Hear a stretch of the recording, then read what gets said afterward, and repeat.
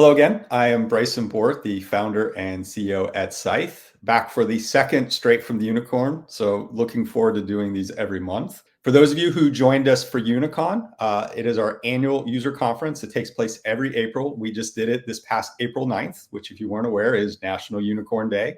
Again, a special thank you to our sponsors for Unicon, Picnic Corporation, and Swim Lane. It's these kinds of sponsorships that enable folks to bring great content that we can share with the community.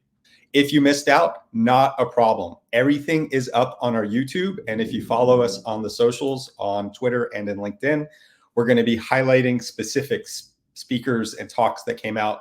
There were some really good ones. I really liked the one from Jake Williams. For those of you who missed Tara Wheeler because she had technical difficulties, we are going to be debuting that talk at RSA. So of course, we're going to be at RSA. We're going to be partnering with IANS and Finite State, bringing a bunch of great materials. Again, check it out on the website under events to sign up. So what happened this month? Well, the CISA Cybersecurity Review Board came out with a scathing rebuke of Microsoft security. I think that's interesting from the perspective that that's really CSRB putting its line in the sand and calling out, obviously, one of the major vendors in the space. What happens from there, I think, is going to be an interesting question. And then, of course, vulnerabilities. Where would we be without vulnerabilities? One of the key things to pay attention to here is the National Vulnerability Database that's maintained by NIST. Since the middle of February, there's been almost 7,000 vulnerabilities.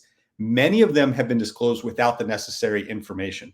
That's because NIST isn't able to get the participation they were getting from industry and funding that so that that list is working for us the same way that we would hope.